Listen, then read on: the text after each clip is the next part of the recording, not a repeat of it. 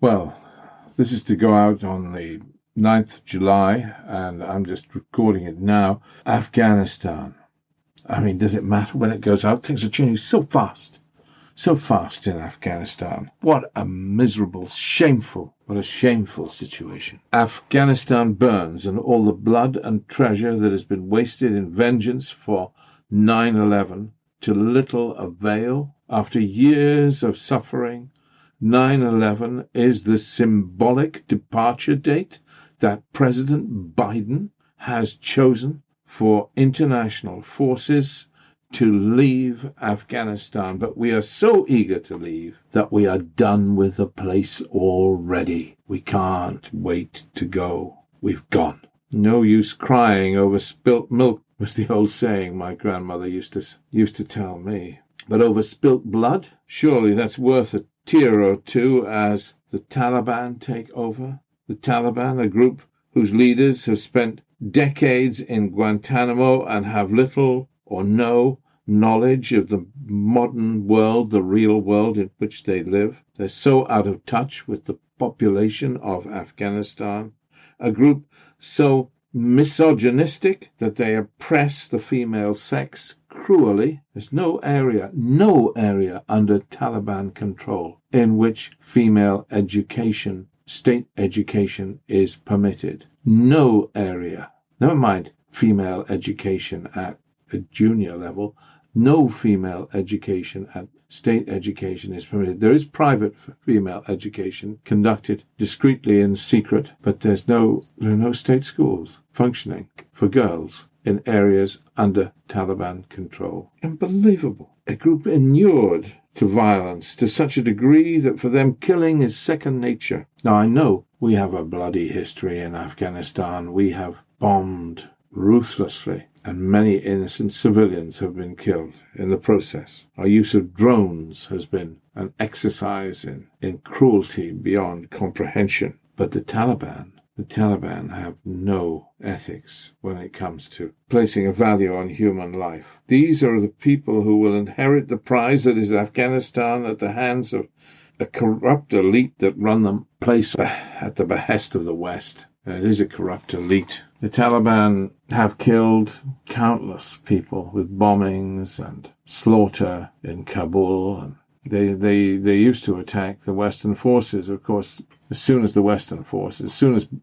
Biden made his announcement, they stopped attacking Western forces and switched their attention to attacking Afghans, their fellow Afghans. The Hazara Shiite minority are a particular group that they love to kill. They're prejudiced, incomprehensibly prejudiced. And these are the people who will inherit Afghanistan on our watch. We could have done things so much better, but we failed. How could we have done things better? By respecting some of the tribal norms. I mean, in the beginning, the lawyer Jirga chose the then king to be ruler of Afghanistan ad hoc for the time being, whilst the place settled after the invasion. The Americans bullied him into rejecting the offer, kept him up. The tale goes at the point of a gun. I'm not sure it was at the point of a gun, but nonetheless, they forced him to accept the role of father of the people or whatever, and step aside for their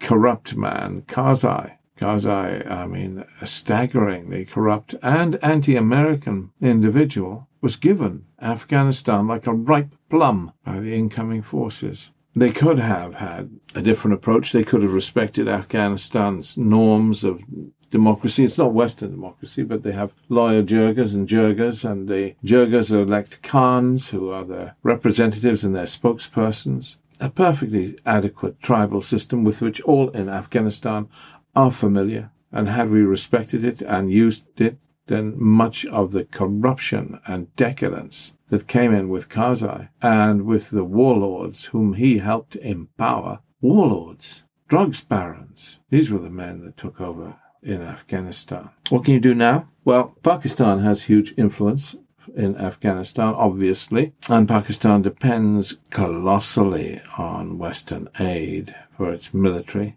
Yes, I think personally that Pakistan could be made to toe the line. The Taliban are very close to Iran. They had a huge delegation that went to Iran in January for secret talks are very close to Pakistan. Many of them live and have homes in Pakistan because, of course, the Pashto areas of Afghanistan stretch into Pakistan, and many Pashto Pakistanis regard themselves as Afghan. Note that in Afghanistan, the Taliban behaved badly towards women. In Pakistan, slightly less so. Female education is allowed in areas under Taliban control in Pakistan. So where are we going with this? I mean, there are a lot of things that can be done. I would personally like to see some little flowers plucked from the dung heap. If Western aid money could be given to some farming scheme whereby we subsidized pomegranate production and almond production and so on, massively, I mean, so that those were as productive in terms of income for farmers as producing heroin poppies. That would be not a bad thing. And that could be done even though the Taliban are taking over. I mean, when I say taking over, they've taken over.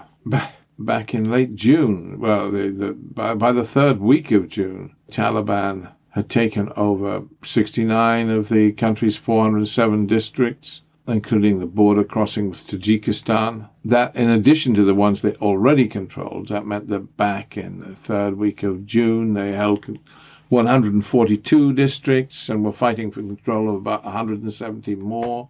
Now, of course, this is proceeding at such an exponential rate that Taliban control well over half of Afghanistan. Well over half of Afghanistan. The US are planning to evacuate around 50,000 people. They'll have to evacuate rather more, I suspect. So we can snatch flowers from the dung heap. We can do something about the problem of heroin. I mean, Afghanistan it's become a drugs center with three routes out: north, south, and middle.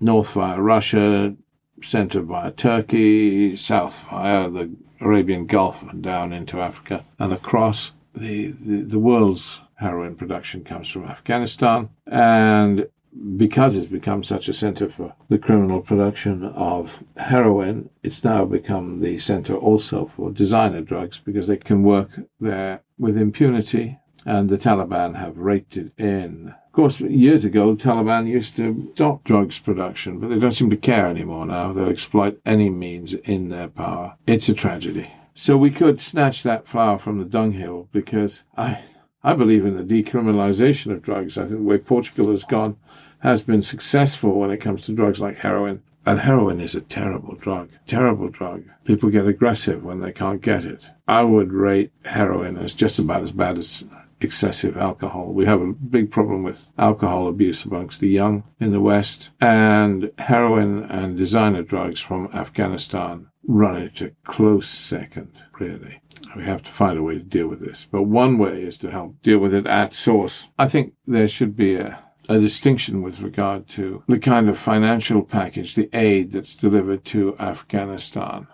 I mean, the aid that does not go to the government should continue in some shape or form. For instance, teachers. I mean, the Taliban won't allow female teachers to be employed. That's a major problem. But we should pay teachers' salaries, even if the female teachers are furloughed, so that the principle is maintained. I mean, that kind of aid can continue. It's not impossible, even under the Taliban. Look, Bashar al-Assad's Syria pays the salaries of teachers and government employees in Kurdish-controlled areas where the government does not hold sway. In Libya, the central bank pays the salaries of civil servants in areas that oppose the internationally recognized government. I think you have to allow some continuation of aid. Otherwise, we truly betray the Afghan people. I mean, we have treated them cruelly. We have abused them cruelly. We are the gross abusers of humanity, we in the West. It's extraordinary when you go to the UN Human Rights Council. Everybody slags off the third world. Human rights is used as a stick to bash the third world, and few criticize ourselves. The darling of the West, Barack Obama, the 44th President of the United States of America, who ruled the free world from 2009 to 2017, promised to close Guantanamo and didn't do it.